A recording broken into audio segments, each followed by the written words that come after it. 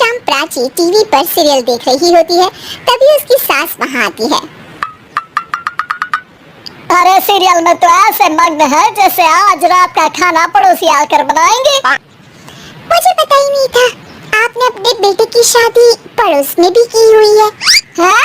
मतलब? मतलब इस घर में सारा काम बहू ही करती है, आप तो सिर्फ खर्राटे मारती हैं। अच्छा जी, फिलहाल तो तुम आराम फरमा रही हो, चलो जाओ, ये मेरे टीवी देखने का समय है। आहा, इसलिए मुझे भगाया जा रहा है। सॉरी, अब तुम बिल्कुल नहीं जाओगी।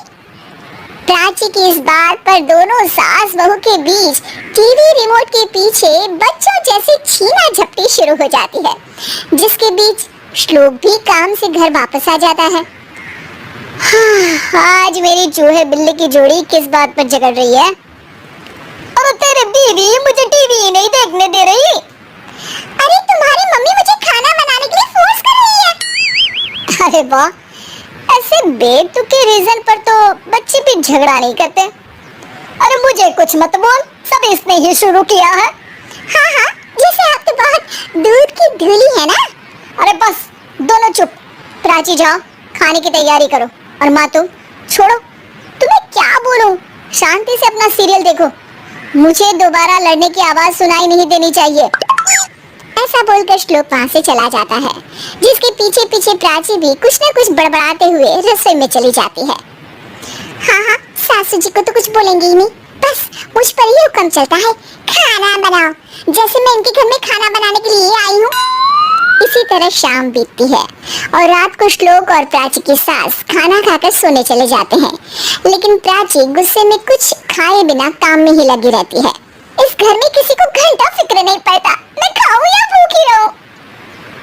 प्राची कुछ देर के लिए रसोई से बाहर जाती है और जैसे ही वापस आती है तो वहाँ दूध का भरा ग्लास देखकर हैरान रह जाती है।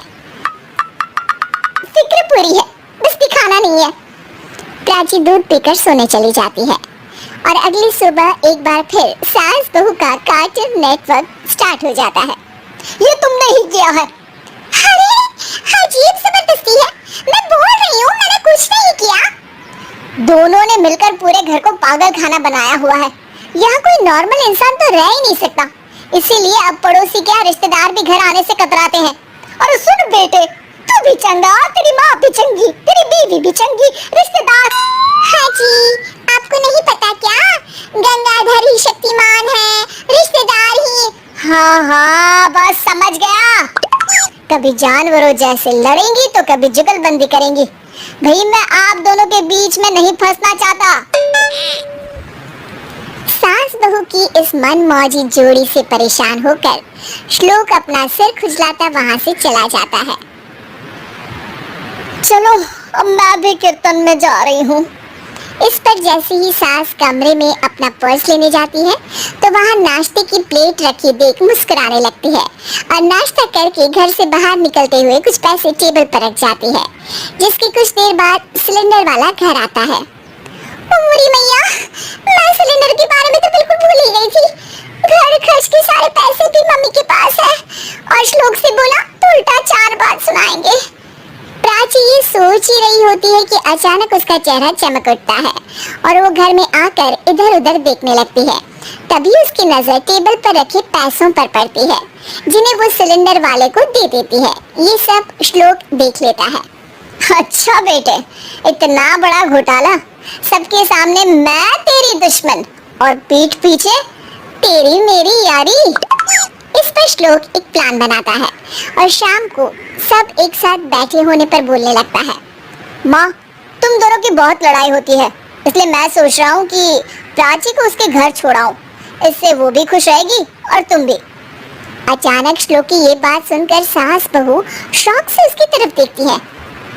अरे ऐसे कैसे घर छोड़ाओगे, मुझे कहीं नहीं जाना। अरे तुमने बोला नहीं पर मैंने सुन लिया, तुम्हें मम्मी के साथ रहना अच्छा नहीं लगता, मुझे पता है। अरे वो हरे, जब बहू खुद कुछ काम बोले तो वो तुझे सुनता नहीं, और अब जो इसने बोला ही नहीं वो तू समझ गया। जब उसे नहीं जाना तो फिर जबरदस्ती क्यों कर रहा है? अच्छा, फिर आपको मौसी के घर छोड़ाता हूँ, बस अब आप दोनों एक घर में एक छत के नीचे नहीं रह सकती। मैं इस टॉम एंड जेरी की जोड़ी को और नहीं झेल सकता। हैं? ऐसे कैसे नहीं रह सकते? तुम्हें इतनी दिक्कत है तो तुम्हारा बोरिया बिस्तर पैक कर देती हूँ, लेकिन मम्मी जी कहीं नहीं जाएंगी। बिल्कुल यही सुनना था मुझे।